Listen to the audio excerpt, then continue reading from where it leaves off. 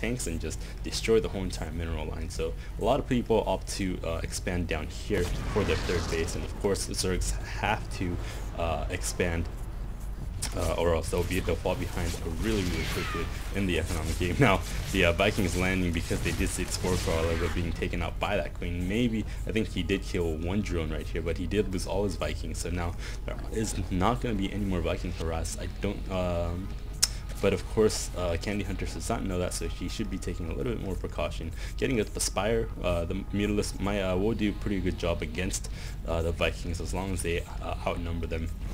Make sure that they don't get too far away, because Vikings do have longer range than the Mutalisks. The Spore Crawlers will do a very good job defending against the Vikings as well, but basically Huntress has no other really attacking forces than 5 roaches and 2 zerglings. Spire is almost about done, so as soon as that's done, I'm sure he's going to make about 4 or 5 Mutalisks, whatever his minerals will allow. There are a couple Hellions on the field now, and even an SCV going out scouting, see exactly what is going on, just swinging by both the watchtowers to see whether or not he can spot CandyHunterz army, using Hellions to scout, maybe even do a little bit of a harass on the mineral line if he can get them past the primary defenses. He does see that third hatchery is up and running. There's a lot of Zerglings right now trying to get a good surround on these Hellions. Hellions trying to be micro, but being surrounded by these Zerglings, was able to take out about 6 or 7 Zerglings right there, but lost 3 Hellions. So definitely a win right there for CandyHunterz. He does need to come back immensely in this game. We'll take a look at the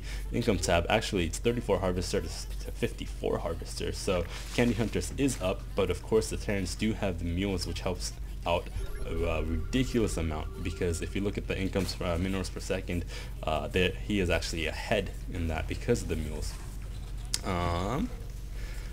Yes, the mules right here.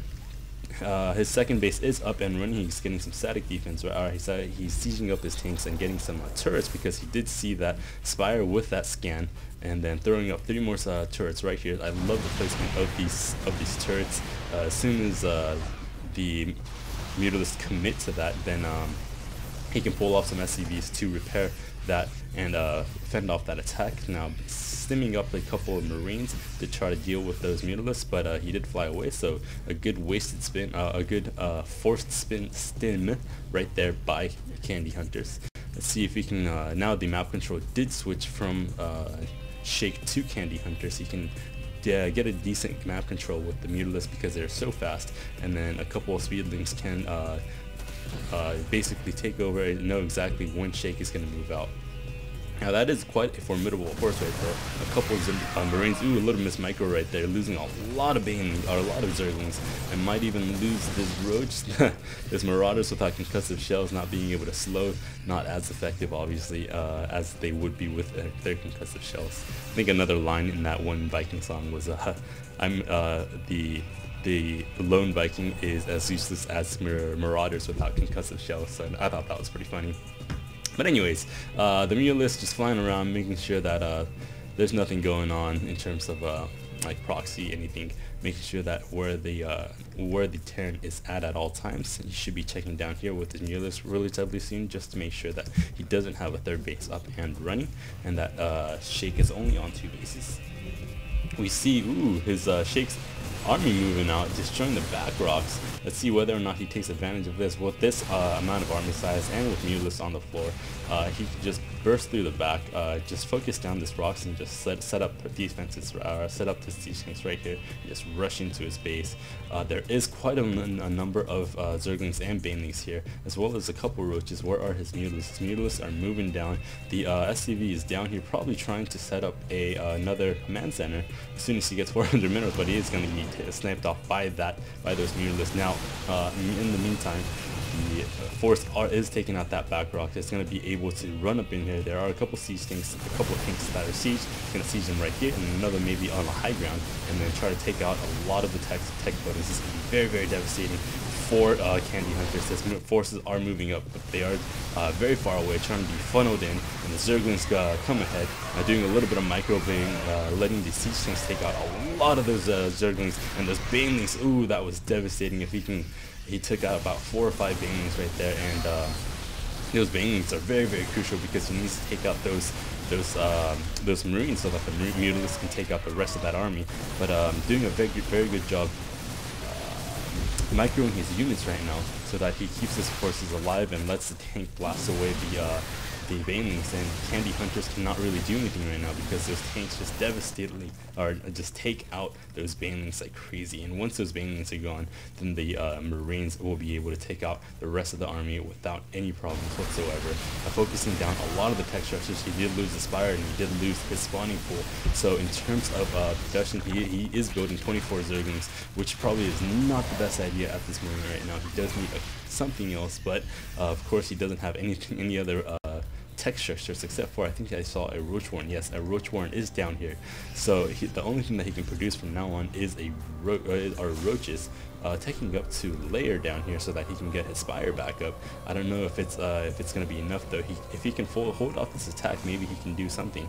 Right now, the front of Shake's base is very vulnerable. He can just run in there and try to do a base trade, but of course this large of an army force will be able to take out these two bases a lot sooner than these forces will be able to take out Shake's bases. So a very risky move right here, but I think he is going to commit to that. I think he knows that he can't break this army right here with what he has, so he's going for a base trade right now. You see the Zerglings just rushing in, and you will see Shake's forces just moving and actually loading up 3 of his medevacs and taking them back so that he can deal with the attack.